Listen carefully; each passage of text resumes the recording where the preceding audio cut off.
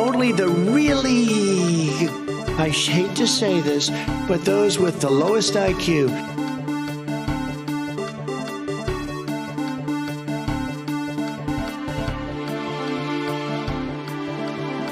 Running against the worst candidate in the history of presidential politics puts pressure on me. Could you imagine if I lose my whole life? What am I going to do? Whole life, what am I going to do? Presidential politics puts pressure on me. Could you imagine if I lose my whole life? What am I going to do? I'm going to say, I lost to the worst candidate in the history of politics. Whole life, what am I going to do? Presidential politics puts pressure on me. Could you imagine if I lose my whole life? What am I going to do? I'm going to say, I lost to the worst candidate in the history of politics. In the history of politics. In the history of politics. I'm not going to feel so good. Maybe I'll have to leave the country. Good. Maybe I'll have to leave the country. I don't know.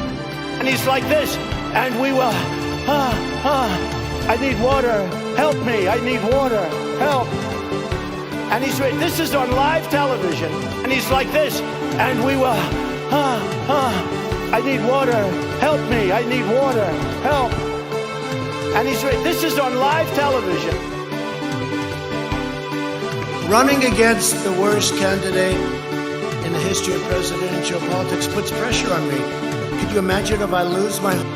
No good. Really bad for you. No good. No good. Isn't it wonderful to allow protesting? No. I'm about to be 34 and I have no family. I'm about to be 34 and I have no family. Only the really, I hate to say this, but those with the lowest IQ. I'm about to be 34 and I have no family. Bottom line, the American dream, the great American dream versus being a socialist hellhole. Bottom line, the American dream, the great American dream versus being a socialist hellhole. 8 months after his alleged meeting with the Burmese executives, so these Burmese, they say Burmese executive, Burmese, Burmese, Burmese, Burmese, Burmese, Burmese, Burmese, Burmese, Burmese, Burmese, Burmese, Burmese, Burmese, Burmese, they say, pronounce it Burmese, Burmese, Burmese, they say, pronounce it Burmese executives. So these Burmese, Burmese, they say, pronounce it Burmese, Burmese, Burmese. And he's like this, and we will, I need water, help me, I need water, help. And he's, this is on live television. The good news is, for me, I'm here. The bad news for you is, I'm coming back. I'm coming back. I'm coming back. I'm coming back. Antifa, Antifa, Antifa, Antifa, Antifa, Antifa, Antifa exists. Isn't it wonderful to allow protesting? No. Running against the worst candidate in the history of presidential politics puts pressure on me. In the history of politics. I'm not going to feel so good. Maybe I'll have to leave the country. The battle of righteousness versus Satan. Yes, Satan. Because these leftists are evil. They're evil. They're Satan. They're evil. They're evil. They're evil. They're evil. Tweet. That was an opinion of somebody. Tweet. That was an opinion of somebody. Tweet. That was an opinion of somebody. Not good. Believe me, not good. All of a sudden, we can't talk about Neanderthal DNA anymore. I'm about to be 34 and I have no family. Because my dad had 2 kids by the time he was 27. Yeah. And I'm like, man, you know what the problem is, though? It's definitely not me. Mm-hmm. Though, it's definitely not me. Mm-hmm. I think it's everybody else. Dumb people, liberal people. There's an old saying in Tennessee, I know it's in Texas, probably in Tennessee, that says, fool me once, shame on Shame on you. It fooled me. We can't get fooled again. What is popping, everybody? Welcome to a brand spanking, emphasis on spanking, new episode, an episodic installation, if you will, of Above It All, the hottest, hippest podcast and live stream combination on the planet. It doesn't get any better. Are you okay, real talk here? This is the best podcast in the history of podcasts. There really is there's no middle ground.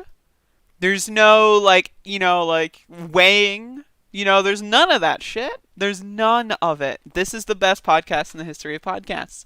So be sure to retweet my tweet on Twitter. Be sure to like the stream. Give me all the good stuff. I'm going to drink some soy. Oh, God bless. I love sipping on soy. It's really one of the best things in the world. Hey, Bodan, I'm going to settle an argument with you, because I don't remember if you responded. No good. No good. You said that this is not Donald Trump in this clip. That's what you said. I say that this is Donald Trump in this clip. Let's watch. No good. No good. No good. No good. No good. No good. See, I told you. You're screaming, hooting and hollering, kicking and screaming, throwing a fat tantrum because you said that that wasn't Donald Trump. Well, I got news for you, Bodan. I read the comments. It is indeed Donald Trump. No good. Why would I clip someone else saying no good? It's not funny when someone else says no good. It doesn't sound like, well, I'm telling you. It's probably because it has the laugh track. It's like it's an episode of Seinfeld. No good. I love the laugh track. Listen to this. No good. No good. It's just everyone's laughing. Everyone's having a good time. They're just, loving life, living and loving, learning and loving. It's all happening for these people. Actually, yeah, that was right after coronavirus. That was when he was campaigning in North Carolina, right after Corona. Actually, I think the date is on the clip. Let me look. No, just the time. 1:47 p.m. 1:47 p.m. on the evening of some day. Hey, Nick Walsh. Also, I should say hello to the chat room users. Hello, Witch Shunt. Dev J, you're number 3. Dev J, your first chat message. Tremendous loser. Yeah, you are. You're the third. Second being Mr. Free Glitcher. First being Witch Shunt. Looks like Witch Shunt is today's top simp. Hello, Yo Soy Danny. Hello, Nick Wash. Hello, Bodan as well. Hello, Dieter. There you go. I accept. Thank you, Bodan.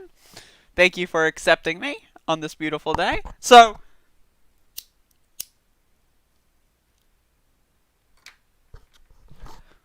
this is one of those episodes.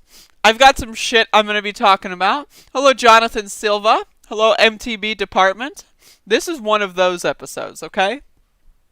I got some shit I'm going to say. So first, let us begin with Donald Trump's Twitter feed. I know, you're probably thinking, who gives a shit? Can we talk about someone else already? Joe Biden, maybe? Yeah, we'll talk about fucking Joe Biden. Give me a fucking break, okay? Donald Trump is only going to be president for a couple more months. This shit is funny, motherfucker. I'm going to have 4 years or 2 years to talk about Joe Biden being evil. All day, every day, alright?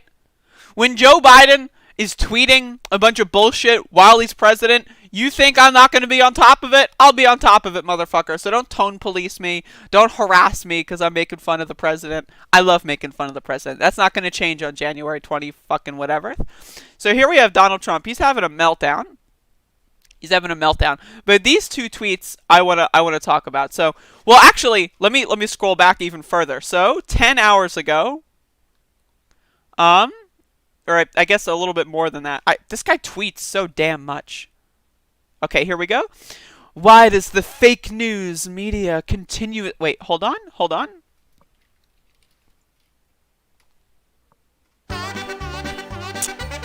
Why does the fake news media continuously assume that Joe Biden will ascend to the presidency, not even allowing our side to show, which we just getting ready to do, how badly shattered and violated our great Constitution has been in the 2020 election. Perhaps like never before, from large numbers of poll watchers that were thrown out of vote counting rooms in many of our states, to millions of ballots that have been altered by Democrats only for Democrats. And they didn't fill out the Senate, they didn't fill out the House. That's how they're really getting you folks. If they stole the House and they stole the Senate, then everyone would know that they cheated the election. But they only stole the presidency. They stole the presidency on ballots that voted for Republicans. That's how good they are at stealing. Let me just tell you. Okay. Okay, this is where it gets good. That have been altered by Democrats only for Democrats to voting after the election was over, to using radical left-owned Dominion voting systems. Radical left, anything I disagree with is radical left. Turned down by Texas and many others because it was not good or secure. Those responsible for safeguarding of our Constitution cannot allow the fake results of the 2020 mail-in election to stand. The world is watching. Right, so this guy is tweeting out like a motherfucker. He's having a temper tantrum on Twitter. I won the election! All caps. So let's go back to this morning. So Donald Trump goes from all caps, I won the election. Now this morning, he didn't have his coffee yet. He just got out of bed. He's a little low energy. You know, he's got sand in his eyes. So he tweets out again, I won the election. Now, not as fierce as his declaration last night of all caps, I won! But, you know, again, he's just got to reiterate, yeah, I'm a little low energy today, so I can't do all caps. But I still won, by the way. Like, and then this is even better. The fake recount going on in Georgia means nothing because they are not allowing signatures to be looked at and verified. Break the unconstitutional consent decree. By the way, Georgia, a state controlled by Republicans. Isn't that interesting? The Democrats have been able to somehow infiltrate red states. Like, again, I know there's a contingent of people out there that want me to move on from Donald Trump. And trust me, I want to move on from Donald Trump. But we got a few more months of this. We have to really just bake into this. This is fucking hilarious. The president, not a senator, not like a house member, the president of the United States of America, the most powerful person in the world, the most powerful office in human history. The president of the United States of America is having a temper tantrum that is seemingly just happening 24/7. He goes to sleep winning the election. He wakes up winning the election. It's really, really bizarre, and I love it.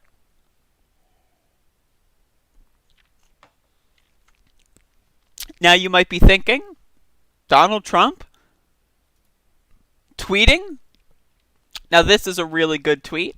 So this is 9:19 a.m., which means, yeah, here it is, okay?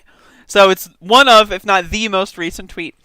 Another vaccine just announced, this time by Moderna, 95% effective. For those great historians, please remember that these great discoveries, which will end the China plague, all took place on my watch. So, okay, this guy goes from I won,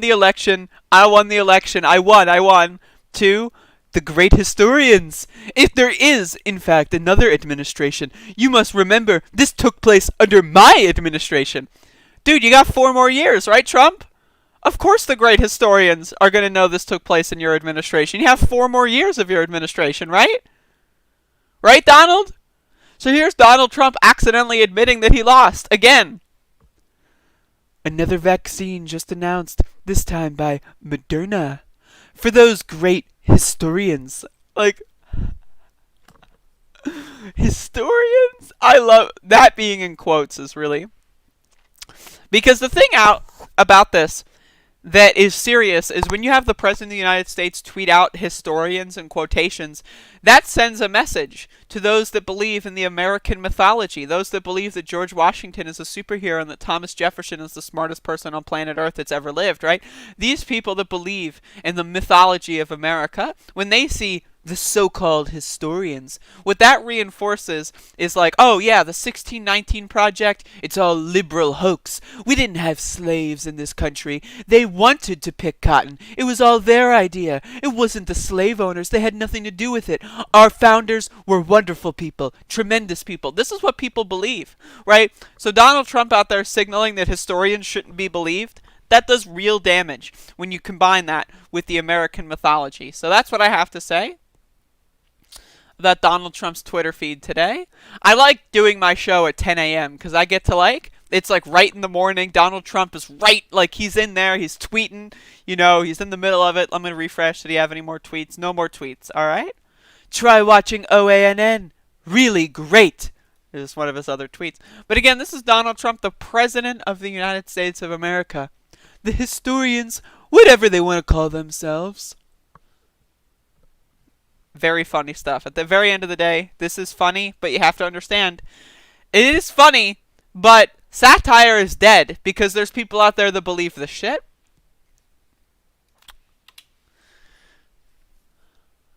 Alrighty. Ooh. How's everyone doing today? Nick Wash says, our God, Trump is gonna save us all. MAGA, keep winning USA. MAGA, MAGA, MAGA. Republicans, no worries, man. God is gonna save y'all. Keep going, motherfuckers. Why are you censoring your speech? This is a no censorship zone. So while we're speaking of no censorship zones, that's a good segue into this. All right. Okay, everyone. So the Proud Boys, right? Those little fellas. They've got this little thing, like a reverse Twitter feed, right? By the way, they're talking about Vaush on here. So shout outs to the Vaush fans. I know there's a cross section. Your boy is getting exposed. But Vaush is not the only one getting exposed. News for you, the radical left is being exposed. So, let's see. Here's one post that I saw. So the Proud Boys are kind of going out and they're doing this whole they're declaring war on the radical left. So this is an earlier post, and then I'm going to read one of their most recent ones. So this is just the beginning. Anti-fascist Marxists will no longer hold this nation hostage. Wait a second. Hold up. Anti-fascists will no longer be safe while they're terrorizing the cities. The pendulum is swinging back, and the day of the rope is coming for every single violent Marxist in this nation. So keep in mind, this is the people of the group that the President of the United States told to stand back and stand by just about a month ago. So that was yesterday. This is, or that was a couple days ago, over the past, I think that was during the Million MAGA thing. This was last night. Shills of the established system on both the left and the right were lucky to have Donald Trump keeping the simmering anger of our people in check. Our people are more concerned with morality, fairness, and order than the other side, and it handicaps us when we fight for our beliefs. Again, this is sheer projection. With Trump in office, we had the illusion of maintained law and order restraining us, but even the most stubborn of us are waking up. The system that aggressively broke its own rules to ruin Trump has been the instrument of its own undoing. This is last night, folks. They made the mistake of thinking Donald Trump is who they needed to fear. He isn't. They needed to fear the millions of our people. By the way, 12,000 members. The millions of our people. The millions of our people they needed to fear. Whose hands are united and who are more angry than ever. If you're an activist in the pay of the enemy or part of the activist group that takes donations from the enemy, stay the fuck home. All the money and training in the world hasn't prepared you. What's going on here? What are these people doing? They're doing this bizarre, this is some really weird stuff. But again, this is their Telegram feed. This is another post I saw. I've been seeing a lot of people say Antifa are the real fascists. So whenever I hear someone say this, I now get to cite the Proud Boys. Right, so whenever I get a dullard libertarian coming into my comment section, Antifa are the real fascists, now I can cite the Proud Boys. Hey, here's the Proud Boys saying the opposite. I know, you love those guys, right? Stop saying that. They're not fascists. They're completely opposing ideologies. We need to address them as what they are. Anarcho-communists. Hey, that's actually pretty accurate. ANCOMs are Marxist foot soldiers, not fascists. If we are concerned with fake news and our intellectual consistency, we must make sure we are calling out the true enemy. So here's the thing. Okay, so they claim to be in opposition to they claim to be in opposition to Antifa, right? They're putting out all these, like, you know, Telegram tweets, whatever you want to call them, saying that Antifa's evil. We're going to go out and destroy them. We're going to kill them all. It's the day of the rope, whatever the fuck that means. More like the day of the cope, right? So if Antifa is the polar opposite of fascism, and you spend all day talking about how Antifa is evil, that makes you the polar opposite of Antifa. And if Antifa is the polar opposite of fascism, and you are the polar opposite of Antifa, oops. Oops. Oops. Only the really, I hate to say this, but those with the lowest IQ. You really let the goose go there? Unless that's part of the idea, unless they're like coming out as fascist. But there you go. There's the Proud Boys, everyone. They're having a real normal one. They're just having a totally regular, well-adjusted, socially well-adjusted, totally no mental illness whatsoever, totally normal reaction to the daily events in our country, without a doubt.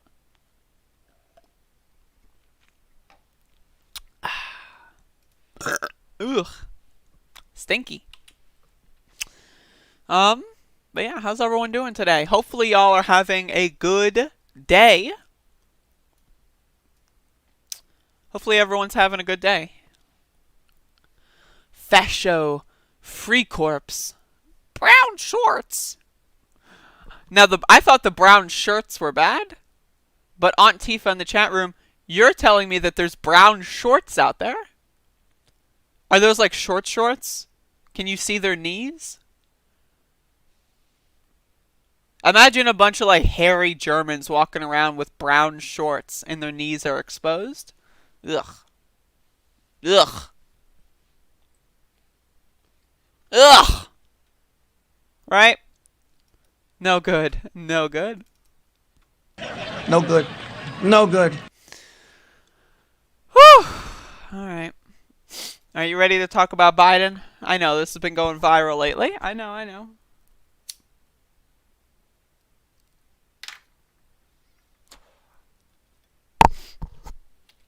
Alright, y'all.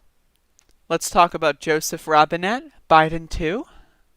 So here's a little tweet from Peter Dow. I like this one. This perfectly encapsulates what we're doing here. So a lot of people are freaking out because the Biden transition team is being overseen, or at least in part by, someone who previously defended family separations in the Trump administration. Now, we all knew that this was going to happen, right? This is one of those things that, like this is like you make a deal with the devil, and then the devil brings this motherfucker on here, right? And you're like, whoa, devil, come on, man. Like, I know you're the devil and everything, but geez, right? So remember, like, the whole big thing with liberals over the past 4 years, or the past 3 years, I guess, and especially since the 2018 midterms, like that, it reached a height in the 2018 midterms, even that it didn't reach in 2020. 2018, like, during that portion of time, the kids in cages thing was huge. Like, you remember, AOC was doing that thing where she was visiting the ICE camps, and she called them concentration camps, and then Donald Trump and all the right-wingers were like, they're not concentration camps. We're just concentrating people in these camps. We're just re-educating them. We're just giving them detention. Yeah, they can't leave. Yeah, they do free labor. Yeah, we operate on them without their consent, but they're not concentration camps. No, no, no. Right, so the liberals were going after the kids in cages. Right? And most particularly the family separation, which, of course, absolutely, it's heinous. The shit that they are doing in the ICE camps, we're going to find out the shit that they've been doing over the next couple years, I think. Like 10 years, I think. We're going to get, like, every couple, like, months, I think, for the next 10 to 20 years.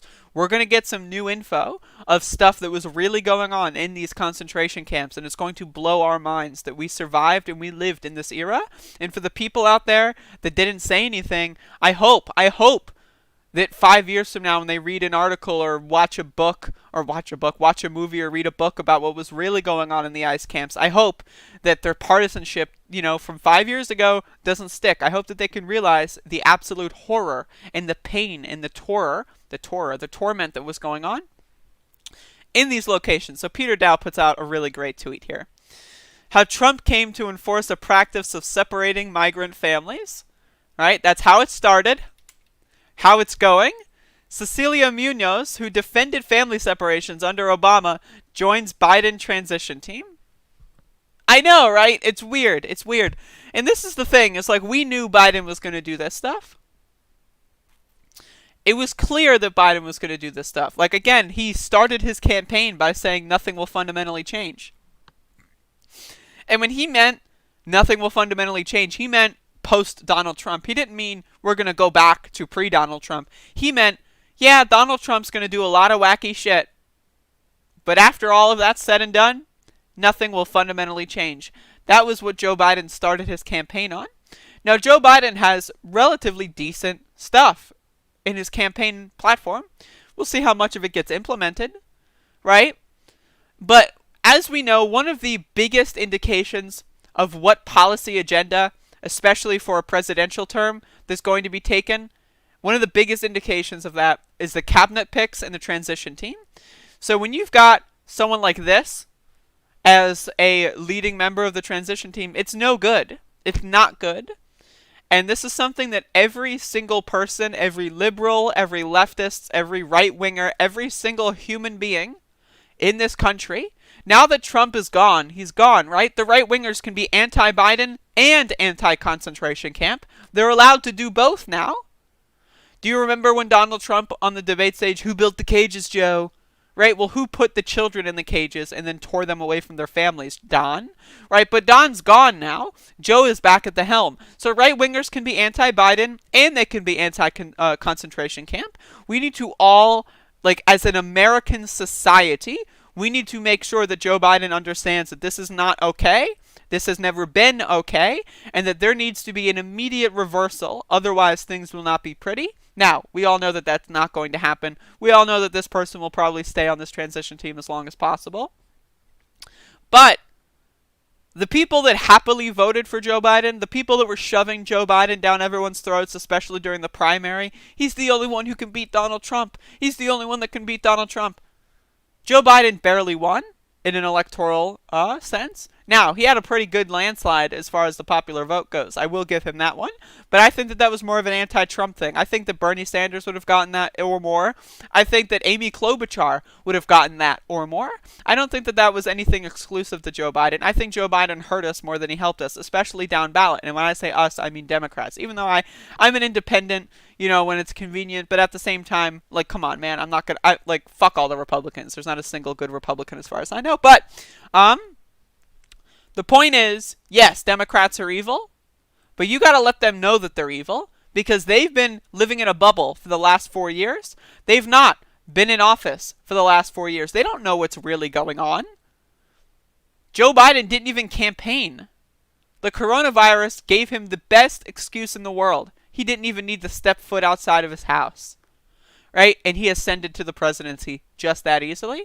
We need to let him know what the real people of America think. And the real people of America don't like concentration camps. They don't like family separations.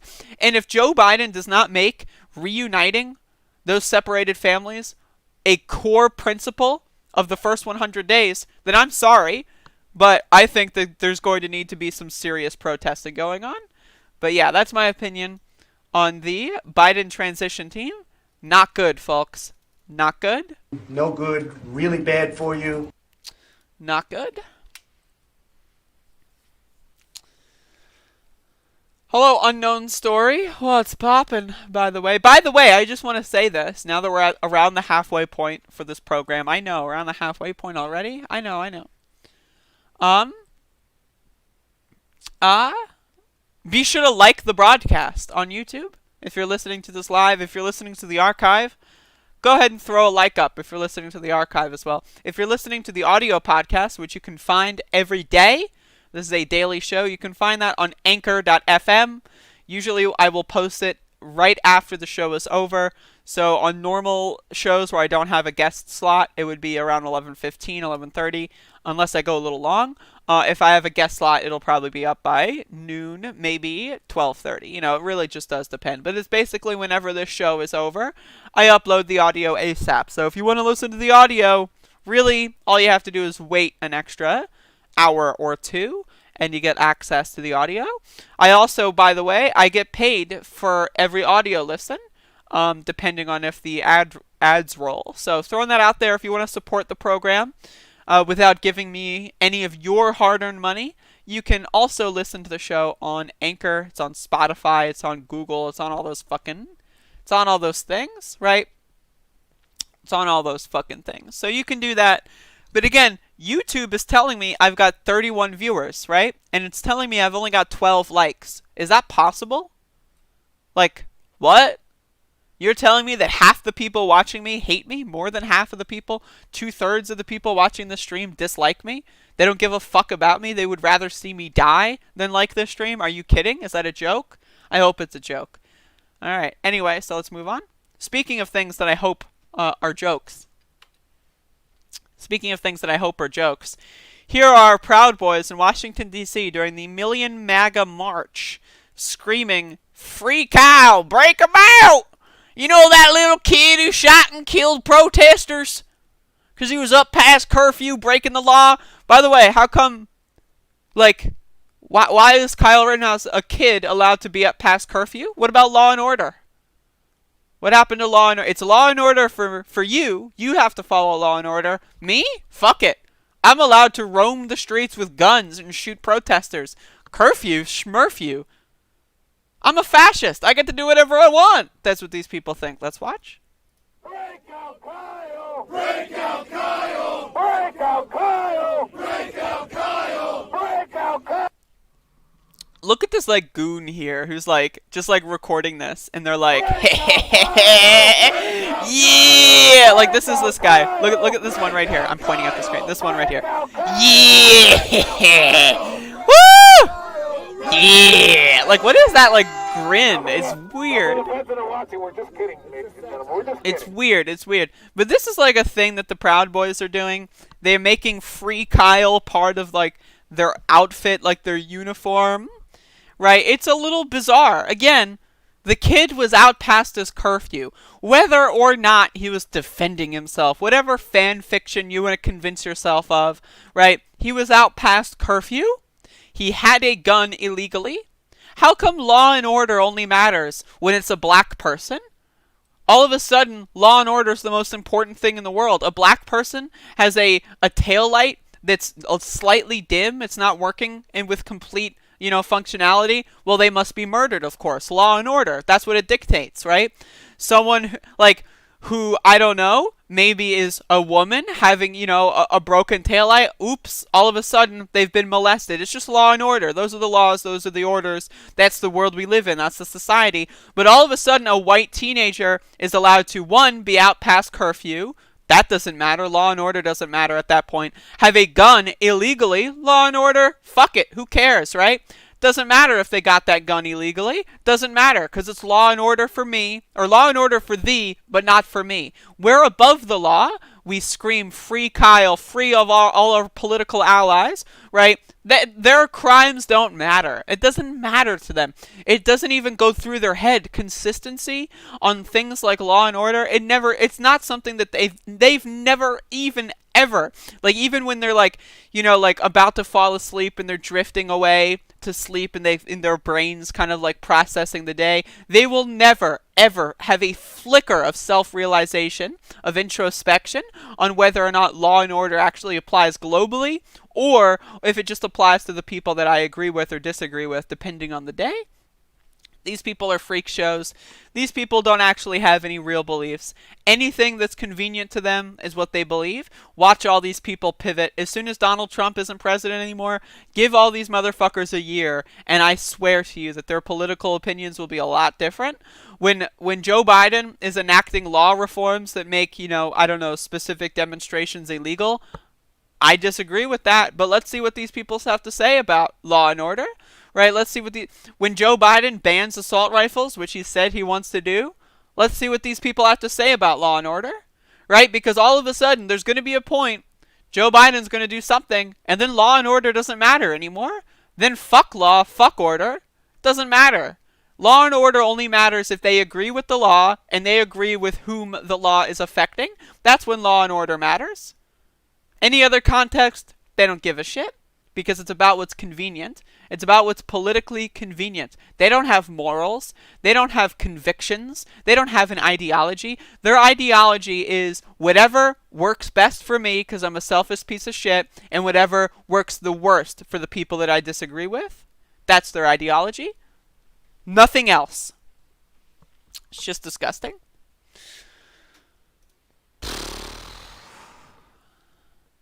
We even have a dullard in the chat room. He didn't cross state lines with the weapon. And? He still had a weapon illegally.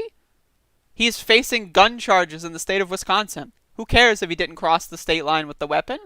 Who gives a shit? Someone gave him a weapon. The person that gave him a weapon is responsible for the deaths and the murders that Kyle committed.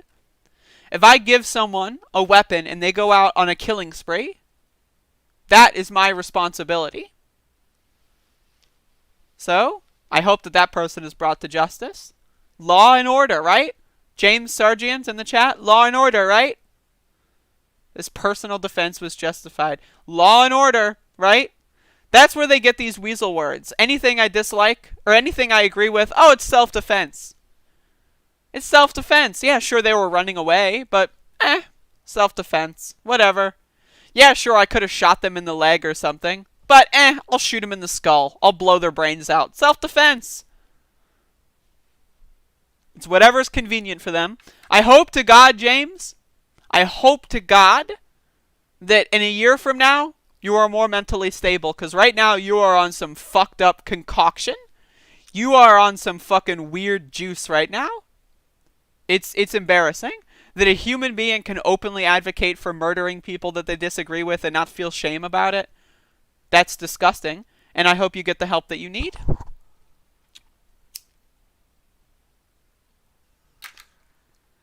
I really do. Alright, so, coming up next on Above It All. So let's talk a little bit. Let's talk a little bit about Andy No. Andy No was retweeting and posting a lot of really bad videos during the Million MAGA March. I covered one of them where even the President of the United States retweeted his fake news edited clip showing an older Trump supporter being beaten up, right? But what happened before that clip was that older Trump supporter started pushing a bunch of people, punching a bunch of people indiscriminately, right? They were trying to start a street fight and a brawl, and then someone just knocked them out because they were being a nuisance, right? But that part doesn't matter for Donald Trump. That part doesn't matter for Andy No, right? So here's another clip that was pretty interesting that I saw that was just really bizarre. So here's a clip of a journalist or someone, press, lighting a cigarette on a MAGA hat fire that was already there. Now, Andy No says that the person wearing the press vest joins in on lighting stolen Trump hats on fire in D.C. What does that mean? when you hear, right, when you hear joins in on lighting a stolen Trump hat on fire, you think, okay, this press person, right, like let's say you have no video, you just hear those words, right? Okay, this press person, maybe, I guess they stole a hat at some point during the day, right? And they bring out like 2 or 3, and it's like, I've got a few, and they toss them into the pile. That's what like your brain would think of, right? But no, let's watch the video. Now, again, this person isn't saying this. Andy knows not just saying this, like, oh, this is hearsay. I heard this. He is posting a video that directly, this video itself, it's not even edited. It directly, like, it disputes what the caption says. So let's watch. So as you can see, there is a fire of MAGA hats. There's like maybe 4 or 5, maybe 6. And this press person decides to pick up a MAGA hat, which is pretty badass, and then lights a cigarette with it. Which I gotta say, that's pretty cool. That's pretty cool. And then they walk away. So they're in and out within 5 seconds. Like, look. They kneel down, they light a cigarette, and then they walk away. But in Andy Knows world, in Andy Knows like little fantasy world, they're joining in on stolen material bonfire. They're stealing and thieving. And it's just like, dude, I really, like, and there's probably more instances of this. This is just what I come across in my timeline, right? He probably lied 15 trillion times during the Million MAGA March, but it doesn't matter. Like, it's just like, I don't know, man. Like, this is cool as hell. How do you make this look dangerous? You attach a debunked political ideology to it. How do you make a badass reporter who's on the ground in a protest with fires involved? How do you make them look weak? How do you make them look evil when they clearly look epic? I don't know, you just write up a bunch of fan fiction. You just write up a bunch of stupid garbage that a bunch of bullshit, dullard Trump supporters are gonna fucking find. And they're gonna go like, woohoo! Yeah! The press! They're evil! Enemy of the people!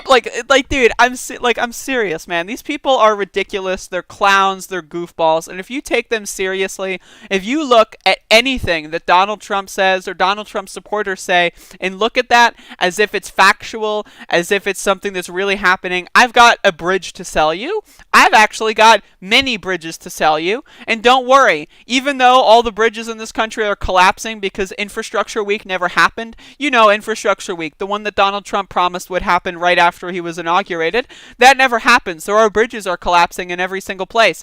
But I'm still going to sell them to you because you seem like one dumb motherfucker and you're willing to basically buy just about anything if it's sold by someone that even is wearing red. You're like a bull. All you see is red and it's like, yes! You know, I mean, I guess it's the opposite, but you know, whatever. Ridiculous bullshit. Ridiculous bullshit. Like, you even have James Surgeon in the chat room screaming to themselves. A commie just said debunked ideology, Rafflecopter. I'm sorry, James Surgeon, but I'm breaking it out. You are, in fact, today's Daily Dullard. Jesus Christ, man. What the fuck? Like, what? But again, these people don't know English, right? This is going to be like a little bit of a meta-analysis here that I'm going to give you. Trump supporters do not know English. Now, what is English? When I say English, I'm talking about a language, right? What is language? A group of sounds, right, that make up words that we all agree have a common meaning. Trump supporters do not believe in English. They do not believe in language. They do not believe in a shared language. They don't. Hear me out here, right?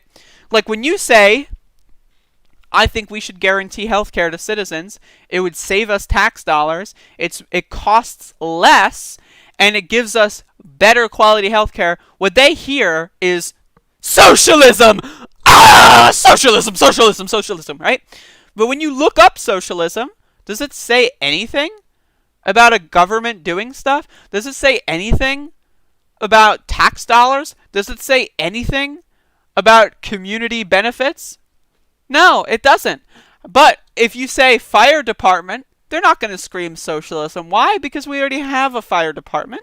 Again, socialism to them is not a word, right? It's like they act like in a literal sense, like a bull with like the red cape, right? They see anything that their brain has convinced themselves looks like socialism, and they get angry, they get upset. All rational and logical behavior falls out the window. Trump supporters are emotionally fragile snowflakes. They don't agree on definitions. That's why when you try to tell them communism is a stateless society, right, they will keep talking about what Joseph Stalin did in the 1940s, right? Because they don't give a fuck about history. They don't give a fuck about language. They don't care what the definition of communism is. They don't care what the definition of socialism is. They don't give a flying fuck, because to them, language isn't something that we all agree upon, that we all use to participate in a society that makes it slightly easier to participate in. To them, language is a weapon. It is a tool that they utilize, and they try to, wrap around their conspiracy theories with. That's how you get Trump supporters who go from just regular normal people to thinking that commies are evil and they're going to kill them. Like, what? Communism as an ideology is literally just like hippies sitting in a circle smoking weed and giving each other health care. That's what communism is.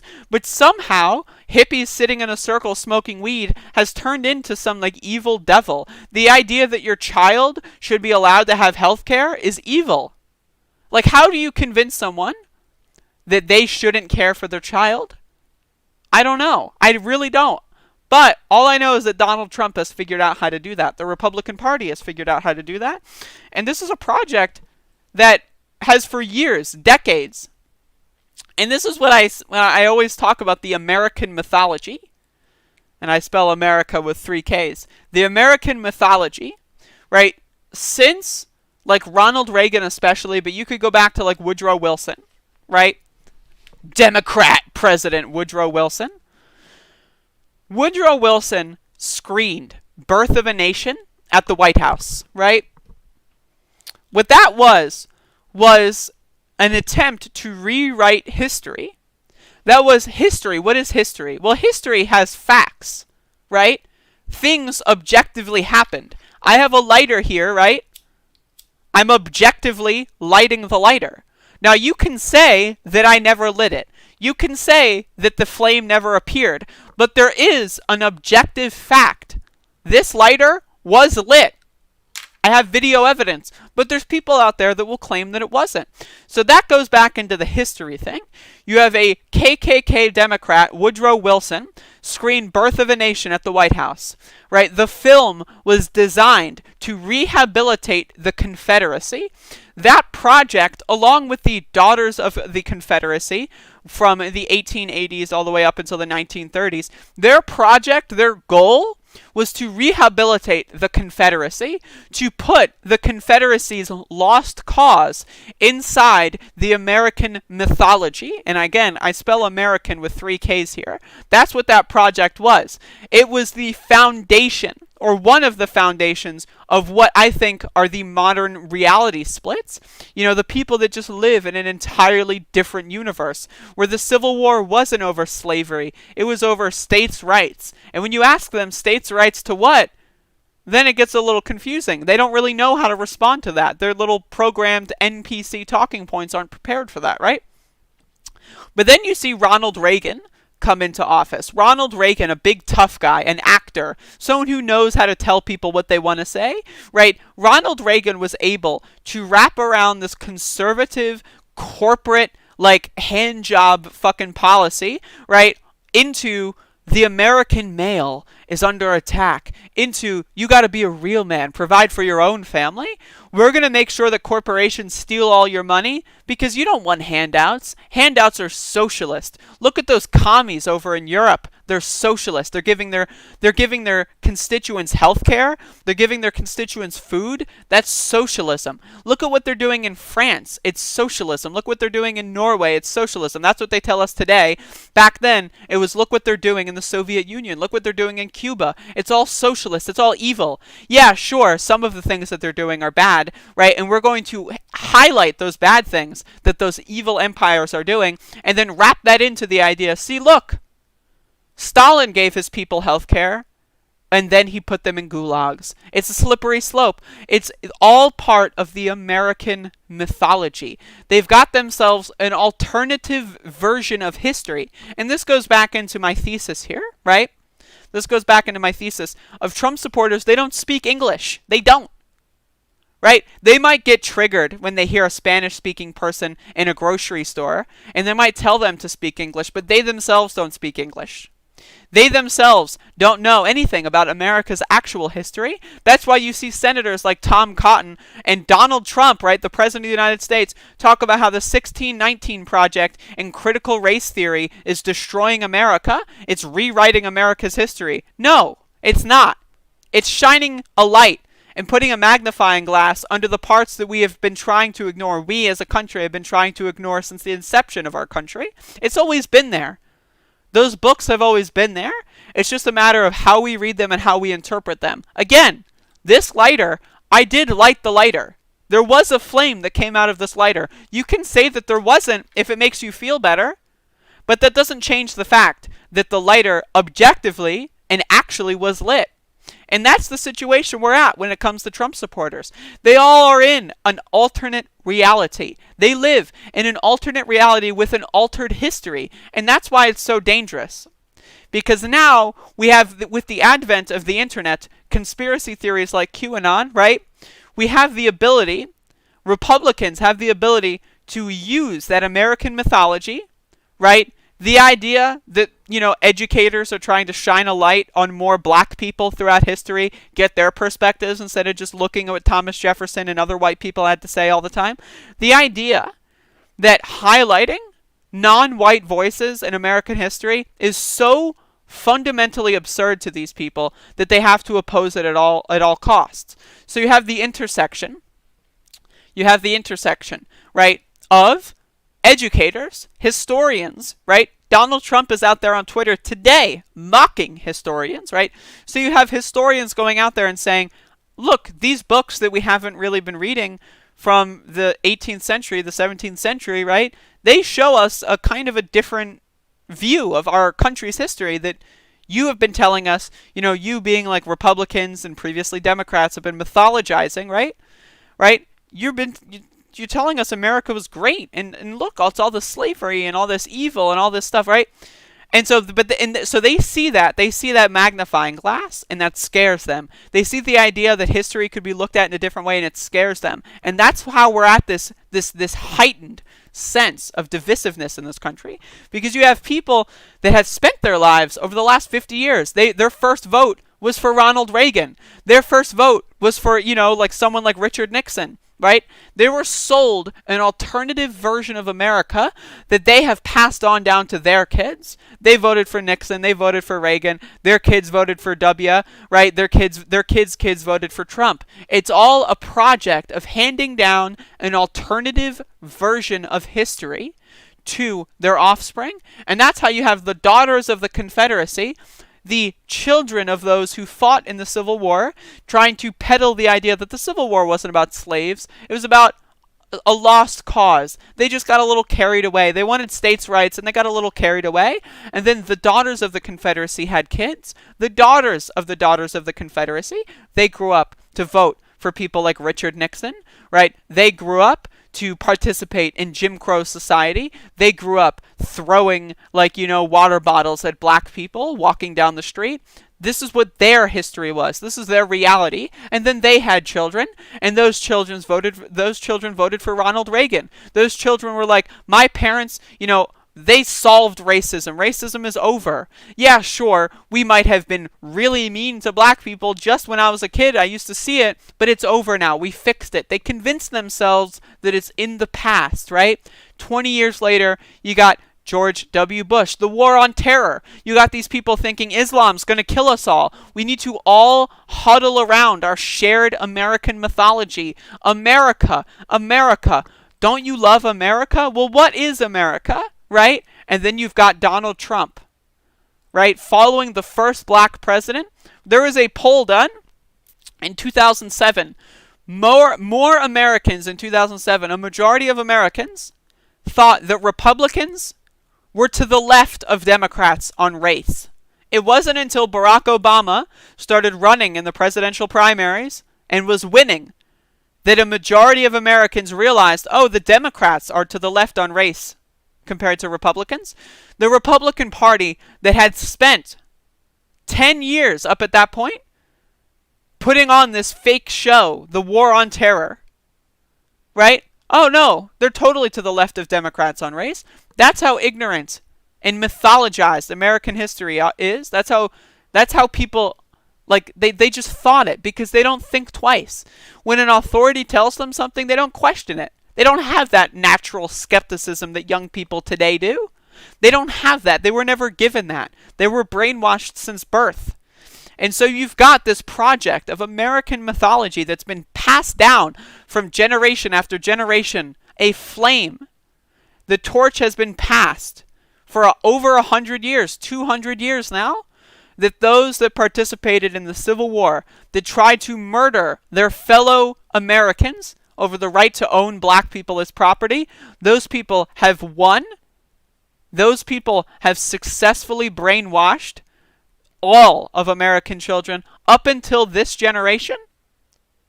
Can you imagine the kids these days? What they would say during, like, if 9/11 happened today? Now imagine the demographics, everyone is the same, right? We're just transported into the 9/11 universe. Kids these days would not accept the war on terror. They would not accept anti-Muslim bigotry. They would not accept that today. Kids these days, with the advent of the internet, are skeptical of power. They're skeptical of authority because now, with the advent of the internet, we can see what's really been going on, right? And kids these days are grown up. They're trained on how to use the internet. They've got basic senses of media literacy that boomers and Generation X people that are maybe more that have a higher proclivity of being Trump supporters, they don't have that media literacy. They see a meme on Facebook and they think it's factual. Whereas a 19-year-old, they're going to look up that meme and they're going to see, oh, Snopes debunked this 7 months ago, right? They're going to see all that kind of stuff. Because young people, they know how to use the internet. They're well informed. They're well intended. Right? They're so far detached from Jim Crow laws, from the Civil War. They don't care about racism. There's a few of the offspring that do, right? That's why you have like 80 to 90% of young people voting for Joe Biden. There's a little bit of Trumpism in this age group. But it's only a little bit. Most of the kids these days are all right.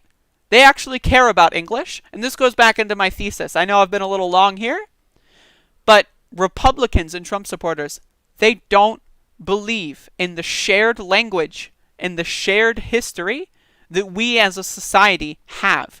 They don't believe that communism has a definition. To them, it means whatever they want it to mean. Communism 1 minute can mean something like, oh, giving poor people health care, that's communism. The next minute, communism is when a police officer kills someone. Look at what they did under Obama.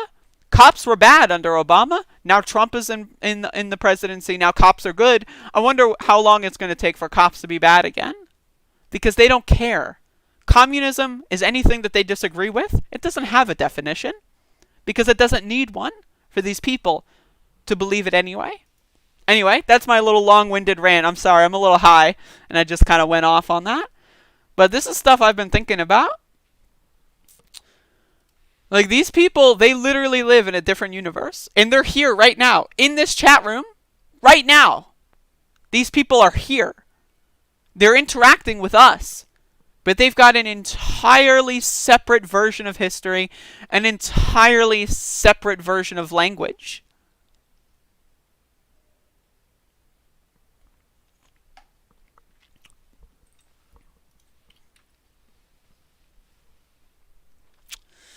But yeah, again, nothing that a human being could say would ever crack that shell, because they've been successfully programmed.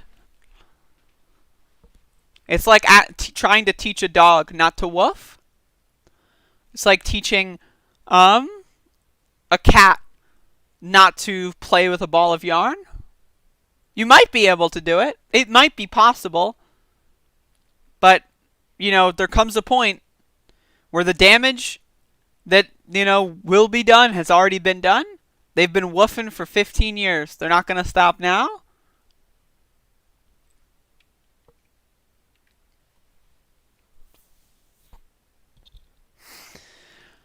What confuses me are Latinos for Trump, blacks for Trump. Again, it's they just buy into this American mythology. You can get anyone to agree with you if you. That's the Trump campaign had a very broad message of projecting that American mythology. Because people, they want to like their country. People have an innate want to like their country, I think. That tide is turning. But they want to have that innate kind of, you know, oh yeah, I live in America. I like America.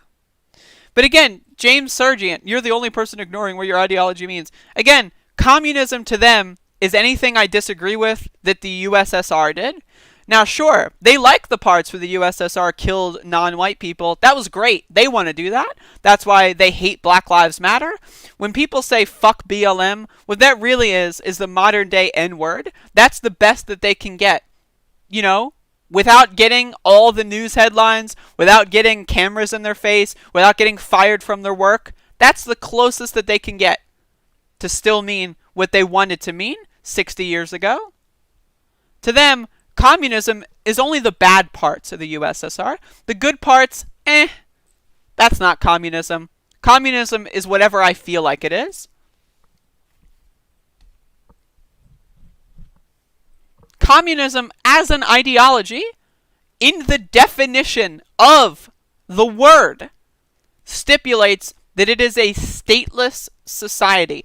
The idea that somehow people are able to tether together a state with a stateless ideology, I mean, again, American mythology is a hell of a drug.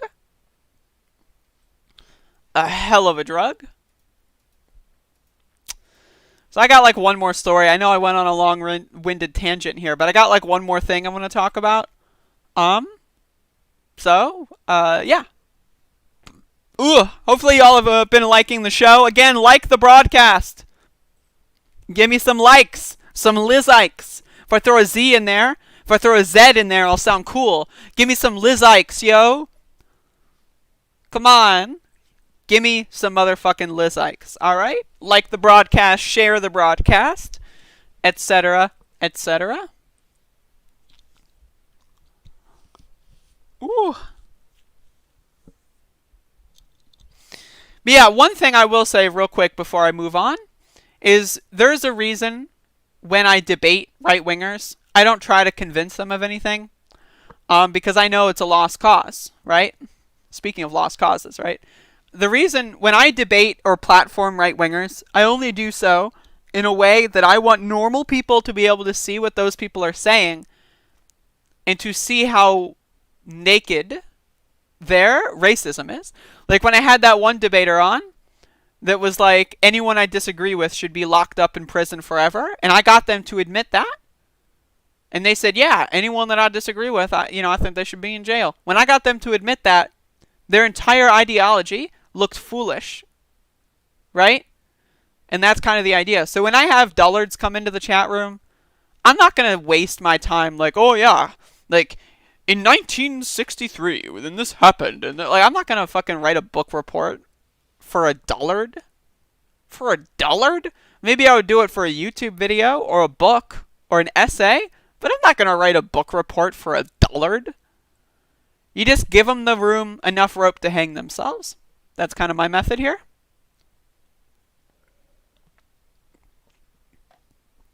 They just don't know words. Speaking of people that don't know words. So, now I want to say that I'm using a tweet here, because I'm not going to subscribe to Glenn Greenwald's Substack. I'm sorry, Glenn. But a while ago, Glenn Greenwald was on Joe Rogan. And on the Joe Rogan program, he was talking about how like trans people are like forced to get surgeries when they're like 5 years old. How like trans ideology is killing children. Joe Rogan was talking about that because Joe Rogan's a piece of garbage, right? Like, Joe Rogan is, in my opinion, as a trans person, right? I think Joe Rogan is probably one of, if not the most harmful people on the internet. For people like me, most of the people that tell me to kill myself in YouTube comments, they're Joe Rogan fans. Most of the people, right, that tell me that, like, I'm killing children, they're Joe Rogan fans. Joe Rogan has had a negative impact on transgender people everywhere on the internet, so I want to say that. But Glenn Greenwald, I used to respect this guy. Glenn Greenwald, you know, he was pretty cool. For a lot of, like, you know, he was big on the exposing corruption in Brazil's Bolsonaro administration. He was big on that, right? He himself has been persecuted for being gay. He himself has been persecuted in his home country for being gay. And Glenn Greenwald recently on Substack, and again, I don't have a subscription, so I'm going off of a Twitter post here. Recently on Substack is again reiterating his opinions on transgender people. For what reason? This guy has had death threats every single day since exposing Bolsonaro's corruption in Brazil.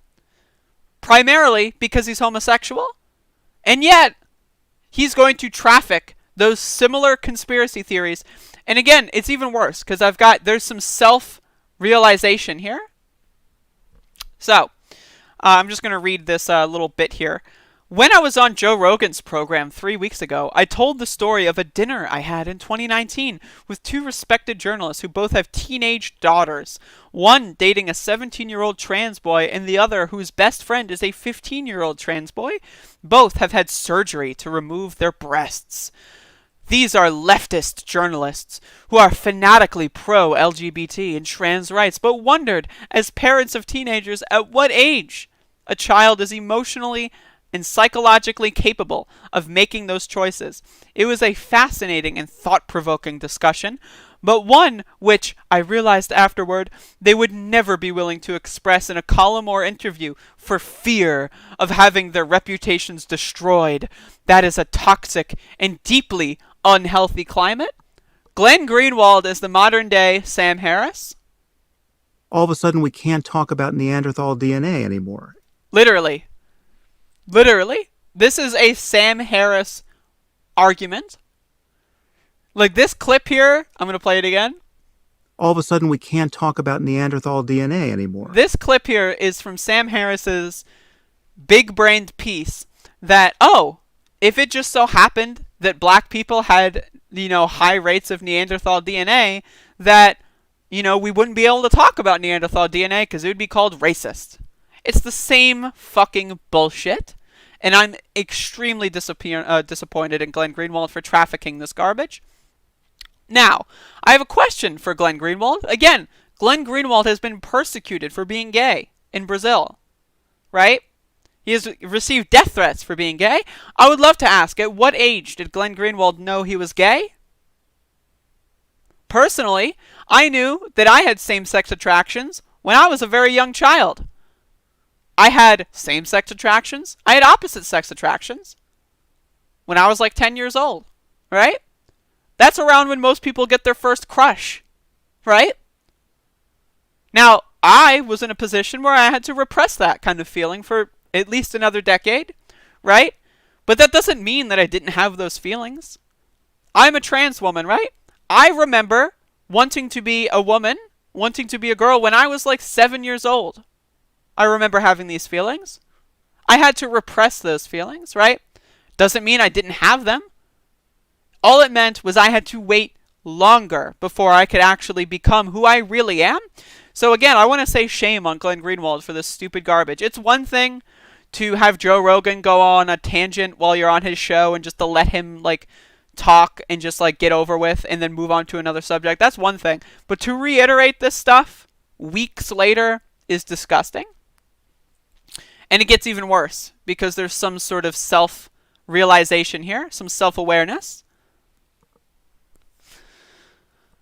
So, have no opinion whatsoever on the argument it makes. Though I did watch her Joe Rogan appearance and listen to her Megyn Kelly interview and found several questions she raised to be reasonable and worthy of further examination. This is on some transphobic author, by the way.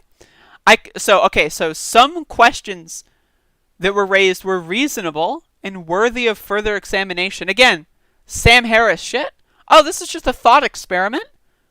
Some of that stuff we should talk about. So, okay, let's talk about it, Glenn. Glenn, you want to come on my show? This is an open invitation to Glenn Greenwald. You want to talk to a transgender woman about trans stuff? I'm here. Open invitation, right? Glenn Greenwald's not going to come on my show because he doesn't want to have those conversations. He wants to have the idea in his head that maybe someday he'll have those conversations, right? It's a thought experiment. We should talk about these things. But whenever someone offers the platform for him to talk about those things, I don't know. He doesn't end up doing anything about it. So again, tweet at Glenn Greenwald. When I post this video, tweet at Glenn Greenwald. This is an open invitation to Glenn. Do you want to talk to a trans person about these legitimate questions that need further examination? I'm right here. Let's do it. I confess to an instinctive discomfort with the book's title, Irreversible Damage, the Transgender Craze Seducing Our Daughters, as redolent of a destructive trope long used against gay men as predators seeking to recruit and seduce children into becoming gay. So again, Glenn Greenwald has the self-awareness enough to know, okay, maybe what these people are saying isn't in good faith. Maybe what these people are saying is what the same people who give me death threats every single day have been saying for the past 10 years of my life. Right? But he still traffics this stuff as legitimate questions that need further examination. And again, Glenn, you want to come on my program? Open invitation. I will literally wake up at 4 a.m. if you want to come on my show, because let's be honest, that would give me a lot of views, right? But again, he's not going to do that. Glenn Greenwald's not going to go on a podcast with a transgender person and talk about these things. And if he does, more power to him. More power to him. But he's not going to. That's my guess. And again, it's one thing to have Joe Rogan go off on like one of those like, I hate transgenders, they're evil, they're so powerful, they beat the shit out of real women. I'm Joe Rogan, I've proved this message. I'm Joe Rogan, look at me, I smoke weed and I'm smart, look at me, I'm Joe. Isn't it weird how gay people are allowed to be in public and kiss, man? I'm Joe Rogan, trans people are icky. Like, again, if you want to watch someone smoke weed on webcam and pontificate, I'm right here, right? I'm right here. Joe Rogan's not your guy. But again, it's one thing to listen to Joe Rogan go on like a crazy uncle tangent, and another to 3 weeks after the fact reminisce. It's like, oh yeah, remember, I was on Joe Rogan when he was talking about the trans issue. And to not pose anything. Oh, I just want to have these conversations. All right, Glenn. All right. Let's have those conversations. But again, it's a little pathetic. It's a little pathetic. And I expect more of Glenn Greenwald. It's unfortunate that Glenn Greenwald is going the way of Sam Harris. Literally. Like that. I'm like, I used to read Sam Harris books. Like when I was a teenager, when I was like 15, 16, I read every Sam Harris book. Because I thought I had a big brain. I was like, hell yeah, these thought experiments. I love thought experiments. I love thinking. I love experimenting. And then you realize, wait a second, I'm learning nothing. I'm learning about potential things that people could talk about, but no one's actually talking about them. Like, what? And then, like, you know, it's a slippery slope from, it's a slippery slope from, well, what if black people had Neanderthal DNA to... All of a sudden, we can't talk about Neanderthal DNA anymore. I love it. It's so good. Oh, man. But again, shame on Glenn Greenwald. Cringe, in other words. Yeesh.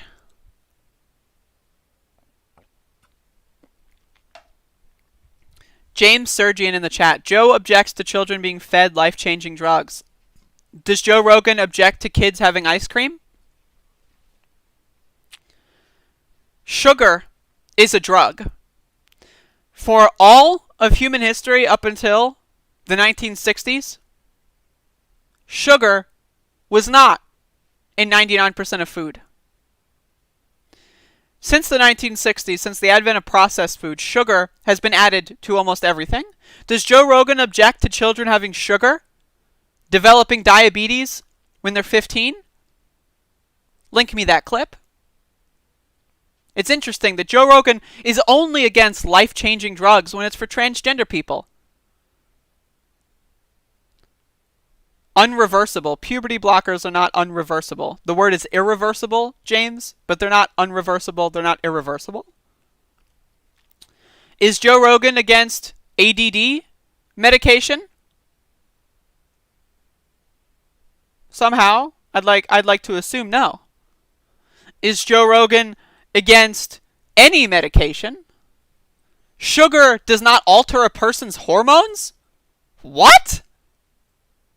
Sugar does not alter a person's hormones. Oh my. These are the people that want to tell you that they're like they've got degrees in biology, and they're telling you that sugar does not alter people's hormones. What?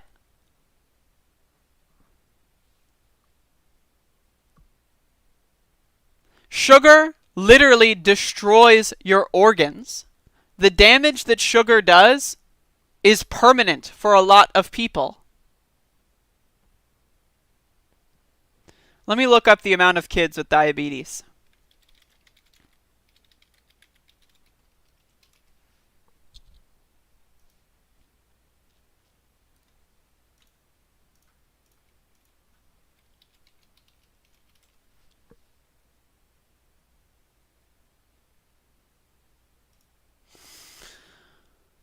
All right, let's see.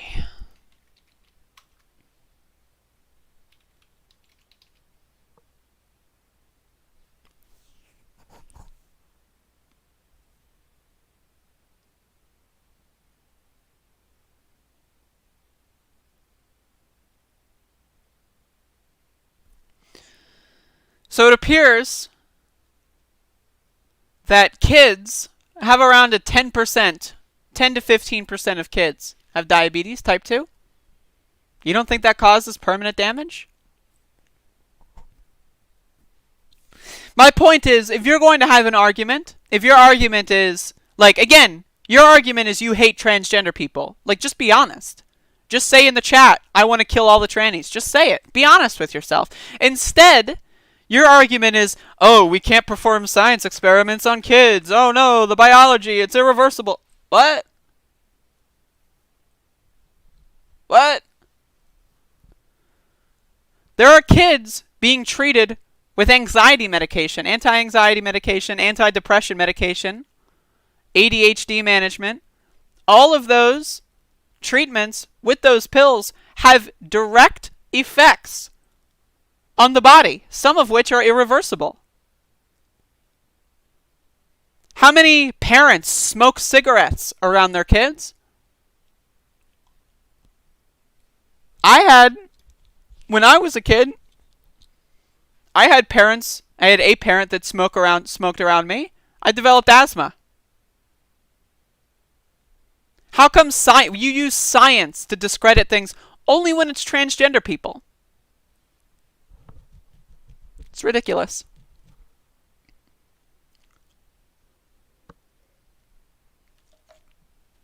And the worst part is these people think they're like intellectual heavyweights. Like they look at themselves in the mirror and they're like, my thought experiment. I owned the tranny. Look at me. Please explain why the life expectancy for trans is half that of everyone else. Because of people like you, George Washington.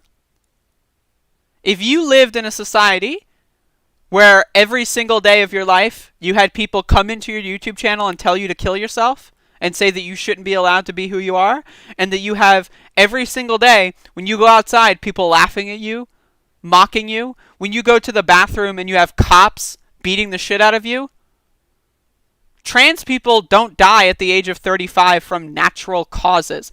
They don't like die of old age at the age of 35. They die of suicide because of people like you, George Washington. Because you're a freak. You are a freak. And again, you're not even an honest freak. Again, you hate transgender people. I know that. You know that. Come on. You know that. You know deep inside right now, as you listen to me, you're giggling. Right? Your eyes are lighting up. Oh, he knows, because that's how you think of me in your mind. He knows, I hate the trannies. Just be honest. Come on. Just say you're right. But you can't do that, because you're a cuck.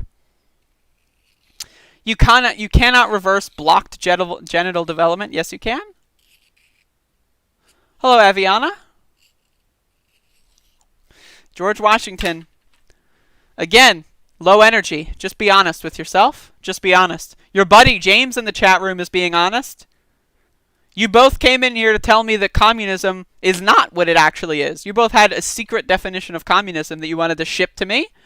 Now you're both on the same side on the trans debate, but you won't be honest about it. It's embarrassing. Low energy. Sad. Only the really, I hate to say this, but those with the lowest IQ. Whew. Not good. No good. Really bad for you. No good. No good. Anyway, thank you for watching today's episode, everyone. I don't know. I like doing these kind of like chats about like right-wing losers and how like their brains work. Especially when they're here and we get that real-time confirmation of all of my theories, right? Like that's the best part is like I'm saying all these like theories I have about how right-wingers think and behave in American mythology and how the language works. And then they're just right here in the chat and they get to in real time confirm everything I say, and it's great. Sugar is a drug and a poison. Feeding sugar to children permanently alters their brain. My brain, for the rest of my life, I am addicted to sugar because of the food that my parents gave me. I will be 60 years old and addicted to sugar. I will be 80 years old and addicted to sugar. When I see someone in my family, if they leave like a donut on the counter, my mouth starts watering because I'm addicted to sugar for the rest of my life. I have quit sugar for almost a year now, and I'm still addicted to sugar. But nope. Poisoning kids is only bad when it's the trannies doing it. Give me a fucking break. Give me a fucking break. They're not sending their best, folks. Believe me.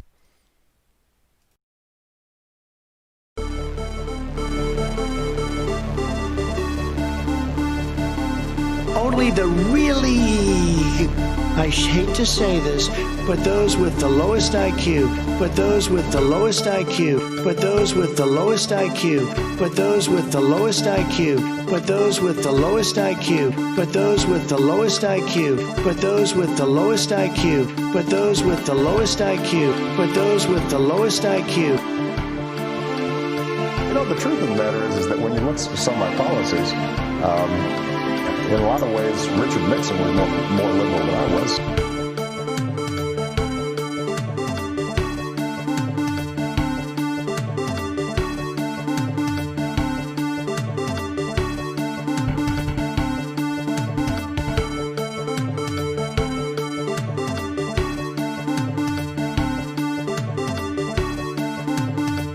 Isn't it wonderful to allow protesting? No. Only the really, I hate to say this, but those with the lowest IQ, but those with the lowest IQ. Antifa exists. Running against the worst candidate in the history of presidential politics puts pressure on me. Could you imagine if I lose my whole life? What am I going to do? I'm going to say, I lost to the worst candidate in the history of politics. I'm not going to feel so good. Maybe I'll have to leave the country. 8 months after his alleged meeting with the Burmese